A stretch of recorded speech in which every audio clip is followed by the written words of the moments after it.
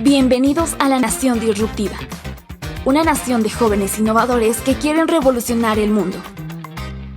En el episodio de hoy hablaremos seguridad digital para las empresas en línea. Bienvenidos.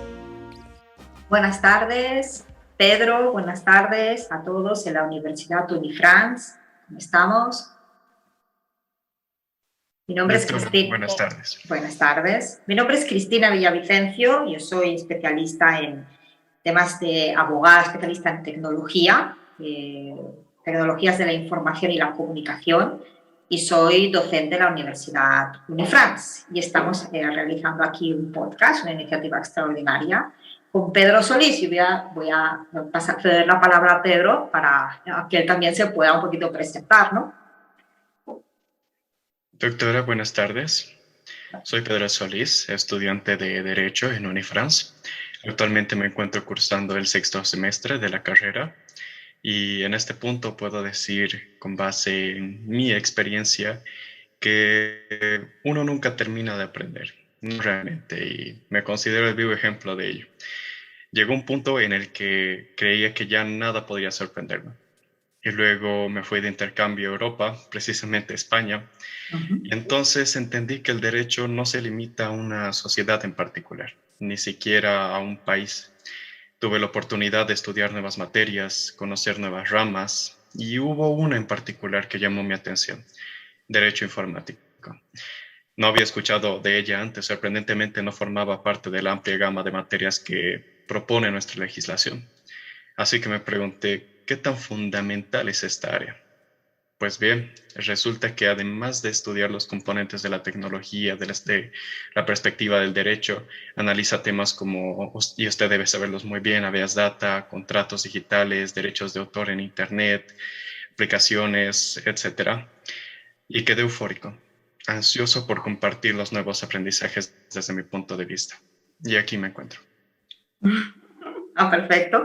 ¿En qué parte de España estuviste de intercambio? En Murcia. En Murcia, hermoso, qué bien. Muy bien. Efectivamente, tal y como comentas, la especialidad de Derecho en realidad tiene varios ejes troncales, pero quizás lo interesante para comprender esta especialidad, si te fascinó, me imagino que tuviste una alta dosis o una alta base de elementos técnicos para poder comprender algunas de las disciplinas, empezando un poquito por cómo a quién se le ocurrió empezar a conectar las redes para empezar a conectar información, ¿no? Porque al final, si te fijas, la disciplina, cuando yo me especialicé en el 2003, la disciplina era abogada especializada en Derecho de las Tecnologías de la Información y la Comunicación. Porque, si os fijáis, así funciona. Todos estamos interconectados y ¿qué es básica y fundamentalmente? Lo que compartimos. No importa el país, no importa la región. Cuando utilizamos Internet, cuando estamos conectados digitalmente, ¿qué es básicamente lo que compartimos? Todo el tiempo. Dime tú, ¿qué se te ocurre, Pedro? Constantemente, ¿qué es lo que estamos compartiendo? Comunicación, quizá. Información, datos, imágenes, sonidos, pero todo en los bits que se van interconectando, ¿no? A través de esas redes que van haciendo, digamos, con su protocolo para poder comunicarse, y no hay límites geográficos, ¿no? Me ha gustado mucho ese punto que has comentado. Me di cuenta de que el derecho no se especifica solamente en un país o en una región. Peor el tecnológico, que está hiperconectado de forma global, ¿no? Entonces, ese es un punto súper interesante y bonito, porque no solamente que yo esté interactuando ahora contigo, estamos ubicados cerca, en el mismo país, pero podría ser tú en China y yo en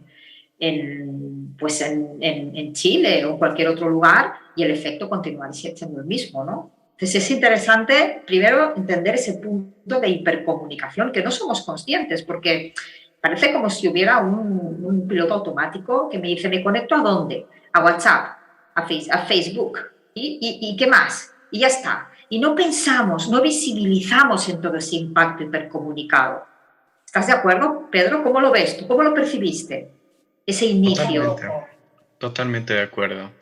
Realmente, una vez que lo vives en carne propia, entiendes el concepto de un sistema. Experimentas y atraviesas por circunstancias que te hacen entender que el mundo es más grande de lo que pensábamos. Y este tipo de tecnologías solo facilitan el hecho de poder comunicarnos con otras personas, nos amplía las oportunidades en todos los campos posibles, todos los campos habidos y por haber. Y realmente es que parece ser algo que, si bien se limita un poco por las circunstancias de que vive cada sociedad o cada país, yo pienso que basta con darle un propósito, un giro fundamental a estas herramientas para sacar su máximo potencial y de ese modo entender que llegaremos tan lejos como querramos si hacemos buen uso de estas herramientas. Exactamente, y lo cual me lleva a una reflexión, ¿no? Primero, de qué forma lo estamos utilizando y si le estamos sacando el máximo partido, brillante puntualización, porque efectivamente de lo que utilizamos al potencial que hay va un mundo muy grande. Y la frase no es por casualidad, ¿no? Esto por un lado. Luego, por otro, me llama la atención cuando hay preguntas que sugieren cuáles son los derechos de los usuarios en Internet, que es muy genérica la pregunta, ¿no? Entonces, yo empezaría por reflexionar acerca de cuáles serían mis derechos a la hora de utilizarlo. ¿Soy consciente? ¿Soy responsable en el uso del medio? Porque ese es un aspecto fundamental, ¿no? Es decir, yo puedo acceder a todo el potencial, pero ¿qué tal si no respeto lo que tú comentabas al principio, los derechos de autor o la propiedad intelectual que me encuentro en el camino? Tengo esa opción de hacerlo o no hacerlo.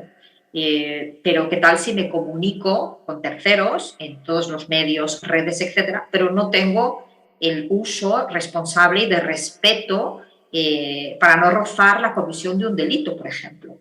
¿O qué tal si empiezo a compartir imágenes, fotografías o cosas que comprometan a terceros, ¿no? Entonces, ¿tengo esa responsabilidad? ¿Tengo esa conciencia del uso responsable antes de demandar derechos? O sea, para mí sería la primera reflexión que siempre hago con los estudiantes, ¿no? Salir un poco de de me conecto a Facebook, miro esto o cualquier otra red, ¿no? Sino las implicaciones que tiene el mal uso. Y eso no es un derecho, es una obligación. ¿O cómo lo ves, Pedro? De igual forma, de igual forma. De hecho, concuerdo totalmente. Había precisamente una pregunta que hacía alusión a lo que usted menciona, la cual indicaba qué derechos uno como internauta tiene si alguien intenta vulnerar su seguridad digital, ¿verdad? Ya sea por medio de las redes o por medio de seguridad bancaria. Y yo diría ante esta situación, realmente depende de qué tipo de vulneración digital se esté hablando. Pero si nos remitimos a un ámbito general, bien podríamos acudir a cierta normativa que especifica que todos gozamos del derecho a la protección de datos personales o a leyes que indican que prohíben el indebido acceso a cierto tipo de datos. A pesar de ello, estos no tienen por qué ser siempre de índole informática, como se cree popularmente, ya que, de acuerdo al hecho, bien podrían subsumirse a otros tipos penales, ¿no es así? Tales como el delito de robo o estafa, así como también podría darse en otros ámbitos y no necesariamente en materia penal. Por ejemplo, existe un apartado de la ley de telecomunicaciones que llegaría, aunque de manera muy limitada, a regular algunos aspectos de las empresas comerciales. Entonces, entendemos que si bien la normativa no se aboca precisamente a un aspecto informático, a un aspecto digital, bien podría adaptarse a otro tipo de situaciones que acontecen en nuestro día a día. Claro, claro, aquí me viene una reflexión sobre quién impone o quién establece las leyes que rigen en Internet y si eso es posible, porque Internet es hiperconectado, pero en caso de que tomemos un área concreta, ¿no? Bolivia tiene su normativa específica, otros países tienen su otra normativa. En caso de que tomemos esta parte como referencia, pues sí, cuáles, digamos, los derechos que, como comentábamos anteriormente, también vienen muy relacionados con el alcance y la capacidad normativa que tenga el país. Pero hay un aspecto que muy pocas personas conocen, y es que en Internet tú puedes jugar con la ubicación donde supuestamente te estás comunicando. Entonces es ahí donde se complica, ¿no? Entonces, ¿cómo puedes, digamos, poner puertas al campo? Que es lo que se dice, es la pregunta tradicional que se hace siempre. Pero hay que regular Internet. ¿Pero regular exactamente qué? ¿En qué país? ¿En qué zona? ¿En qué región? ¿Qué aspecto? Si bien todos tenemos el derecho a la protección de datos, la protección de datos, por ejemplo, en Bolivia hay una ley en camino. Hay una ley en camino, están trabajando en ella, cada vez más completa, cada vez más excelente y más necesaria.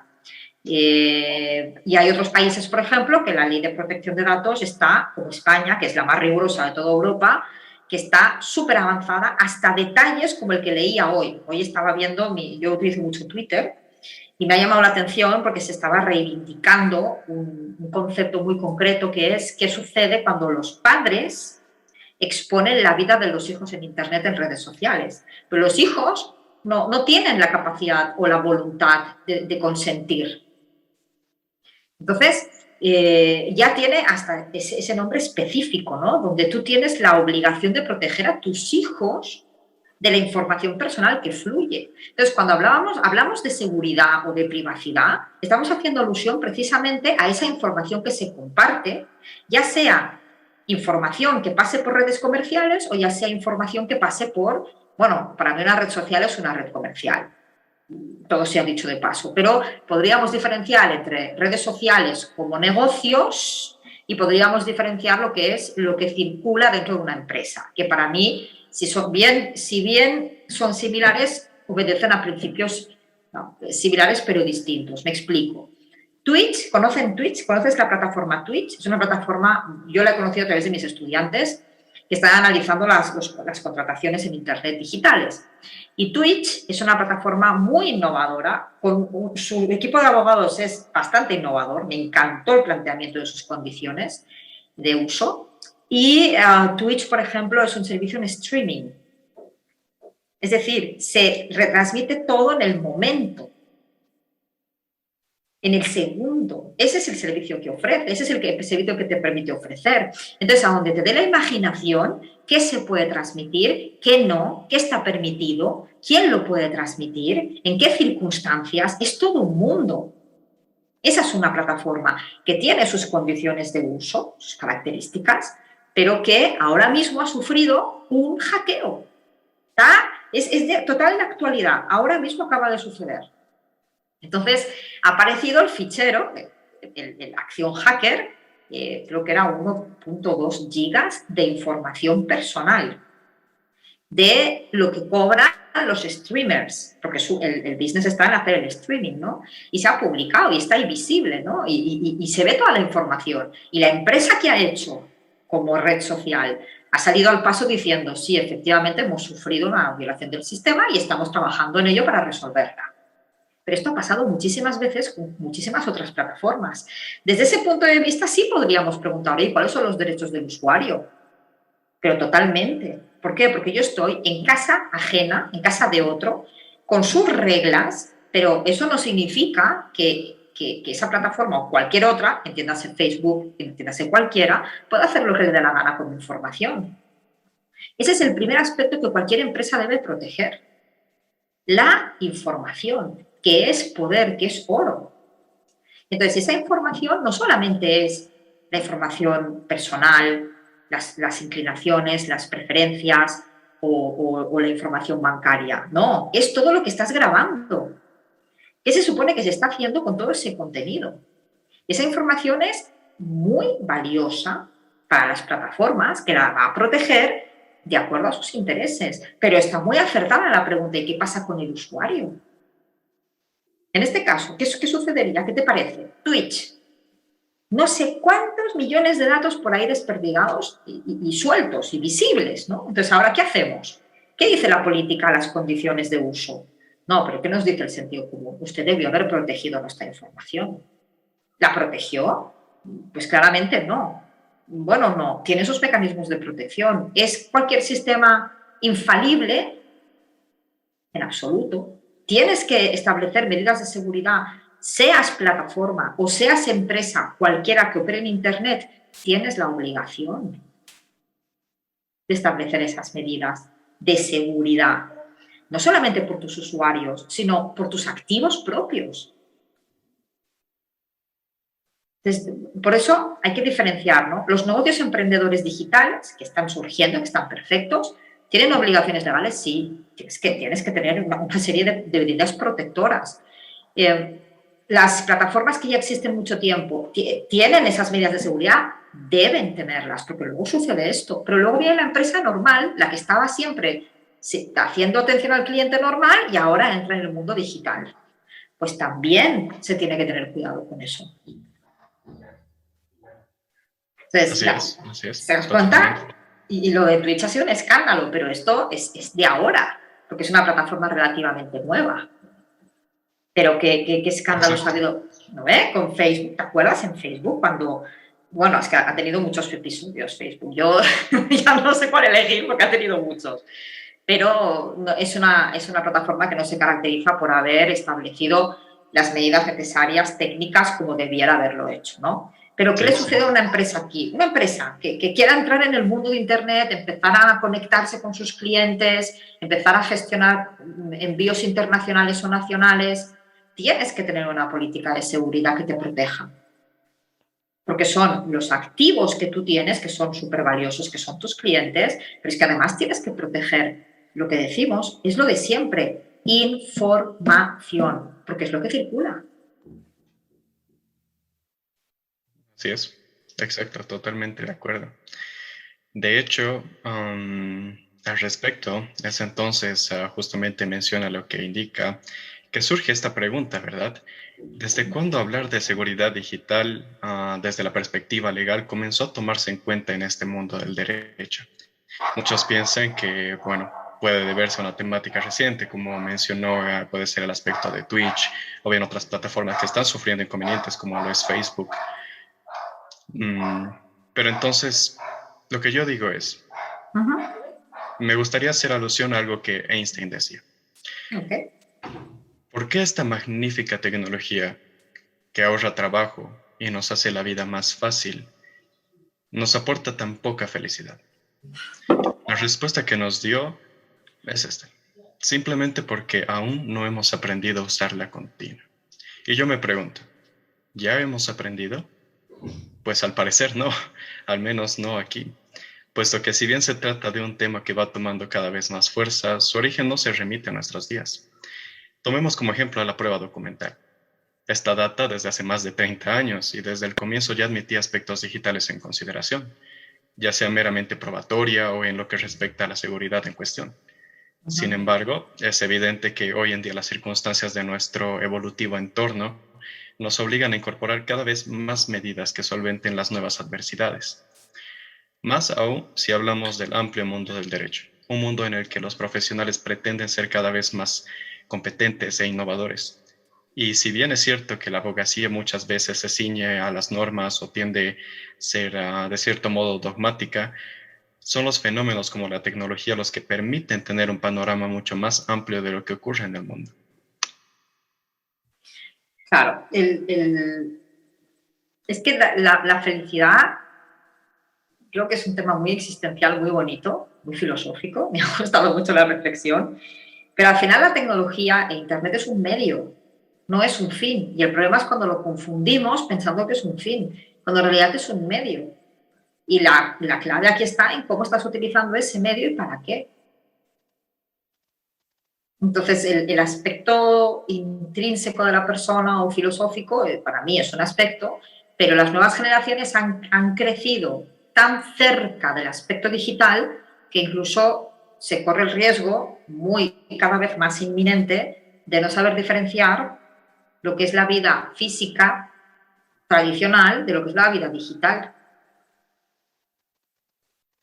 Entonces, si olvidamos el propósito de la tecnología como medio de conexión y lo transformamos en un fin, aquí tenemos un problema desde mi punto de vista, ¿no? Y en cuanto a la felicidad o al saber encontrar el tino, es que si yo tengo un medio a mi disposición, voy a llegar a donde yo me proponga utilizando el medio. Si es con esa filosofía, no hay límite. Esta es la generación. Yo empecé en el 2003, pero mi papá, siendo médico, ya andaba años conectado. Porque los médicos en el sistema médico, ellos ya compartían la información, remitiéndome a tu reflexión sobre cuál es el origen, ¿no? Realmente se dice que fue militar, luego los sistemas educativos y sobre todo los médicos siempre han sido los pioneros porque comparten entre ellos información, que ha sido siempre una clave muy importante, y también se creó la base filosófica de Internet por un tema para compartir y colaborar. Pero ¿qué sucede? Bueno, la generación, yo empecé en el 2003, pero ya conocía todo esto. Y me especialicé en el 2003 y fueron los años dorados, porque no había límite, o sea, podías acceder, cada vez los contenidos, había más contenidos, más acceso, más comunicación. Y era fantástico, porque podías acceder a una cantidad de material que no hubieras podido acceder. Y yo lo estoy valorando ahora más que nunca en Bolivia. Porque hazte cuenta, tú has estado en España, ¿no? Murcia. Retrótate en el tiempo en Murcia, cuando vas caminando por la calle y encuentras una librería. Entras en la librería, te pides un cafecito y empiezas a ojear todos los libros que te apetece ojear. Y si quieres te lo compras en el segundo. Y si no es en esta librería, va a ser en la librería de la esquina. En Bolivia no tenemos ese lujo. Pero por contra, tienes una cantidad de información que si sabes encontrarla, te nutre muchísimo en conocimiento, en información, porque ahí está, es la sociedad de la información y el conocimiento. Entonces, el uso es personal, es una elección. Entonces, una persona que lo utilice para determinados aspectos y esos aspectos le hacen feliz, pues bueno, pues adelante. Pero para mí siempre la clave va a ser si el uso que tú le das es para bien o es para mal. Y alguien que lo hace para mal puede ser feliz, pero la clave para mí está en el medio. ¿Y hasta dónde lo quieres llevar? Tu potencial, ¿hasta dónde tú lo quieres llevar? Totalmente, Porque totalmente. aquí en Bolivia no sabes la cantidad de e-books, ¿no? Los e-books, los digitales con Kindle, porque pues, que necesitaba, pues quiero esta información, quiero esto de primera mano, tal. Internet ha sido mi gran aliado. Porque Exacto. está disponible, ¿no? Entonces, ¿eso me hacía feliz? Mucho, mucho, gracias, fantástico. Esa era mi aspiración en ese momento. ¿Por qué? Porque yo necesitaba el contraste, las reuniones, los congresos, la información, el contraste de ideas, los documentales. A mí me nutre, me hace feliz todo eso. Yo en Barcelona me iba presencialmente a los congresos y de primera mano y anotaba todo, y viajaba por Europa. Había un congreso internacional, le agarraba la vida y me iba, que me fascina. Y ahora lo tienes en Internet. Congreso Internacional, todo iberoamericano, americano, y puedes acceder hasta en asiático y está traducido simultáneamente. Es fantástico. Yo me apasiono. ¿Cómo lo ves, Pedro? Nos están avisando de que tenemos 5 minutitos, pero yo estaría una hora más hablando, ¿no? No sé, ¿qué ideas se te han ocurrido? Yo un poco por dialogar un poquito en el tema, ¿no? Pero para mí el origen es desde que se inicia la necesidad de proteger lo que se está comunicando, desde mi punto de vista. El origen puede ser una fecha más allá o más acá, pero al final la síntesis, el mensaje es qué es lo que proteges y qué es lo que comunicas. Y ahí tienes un poco el resumen y la respuesta, ¿no? Sí, y de hecho es muy interesante lo que menciona, porque usted manifiesta ampliamente lo que alguien hace mucho tiempo había descrito en una corta frase. Usted manifiesta que no debe ser visto como un fin, sino más bien como un medio, con el propósito de preservar nuestra humanidad, por así decirlo. Como mencionó, desde hace ya bastante tiempo que vamos viendo estos aspectos tecnológicos, este ambiente futurista y constantemente evolutivo, pero ¿qué es lo que se diferencia de ahora con antes? ¿Por qué ahora es un tema de preocupación más que de innovación? Y justamente, pues como bien le comentaba, alguien dijo una vez, temo el día en el que la tecnología sobrepase nuestra humanidad. El mundo solo tendrá una generación de idiotas. Albert Einstein, nuevamente. Es precisamente lo que describe. Es tan cierto como lo que expresan. Y surgen una serie de interrogantes al respecto. Estas pueden ser qué derechos tengo como internauta o a quienes se enfrentan las empresas legalmente en el mundo digital. Todas y cada una merecen una respuesta. Y como bien indica, pues si nos centráramos una a una en cada una de estas preguntas, personalmente al momento de responderlas creo que podría elaborar ensayos enteros sobre cada una.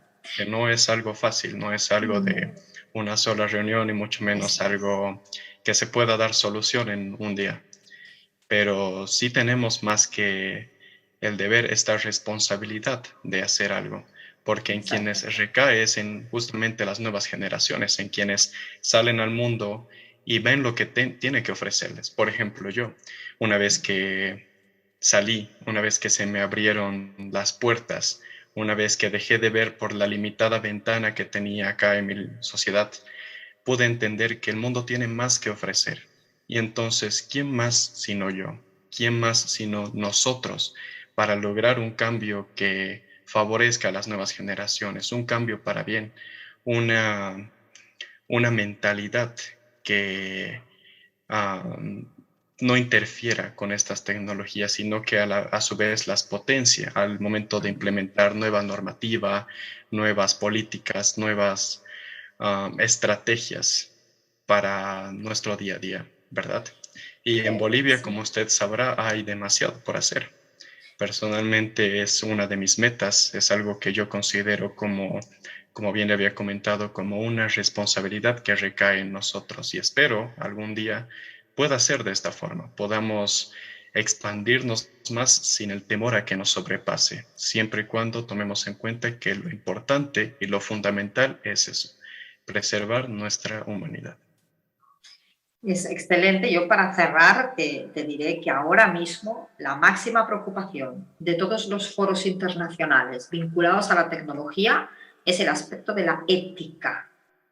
Entonces ya no es solamente generacional, estamos hablando de una obligación moral ética para desarrollar estas nuevas tecnologías, de la forma más humana, de la forma más ética en su uso y en su desarrollo. Y esto es algo transversal para todos los países y todas las generaciones que tenemos conciencia de cómo evoluciona la tecnología. Exactamente es así, tanto a nivel estudiantil como a nivel profesional, solo que a nivel profesional te confirmo que hay una gran preocupación por este tema.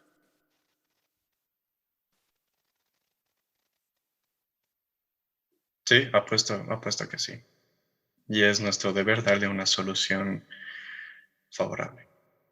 Muy bien. Muy interesante. Es lástima, no tenemos más tiempo porque solamente con una o dos preguntas ya podríamos estar 1 hora y media conversando.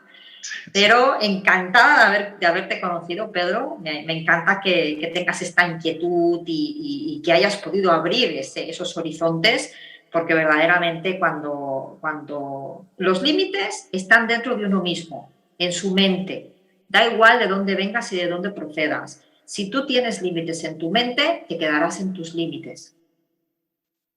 ¿Qué más? Muchas gracias, doctora. El gusto es mío, encantado de conocerlo. Muchísimas gracias y cuídate mucho. Hasta la próxima. Hasta la próxima, igualmente. Te esperamos el próximo martes para hablar de los temas más innovadores del momento.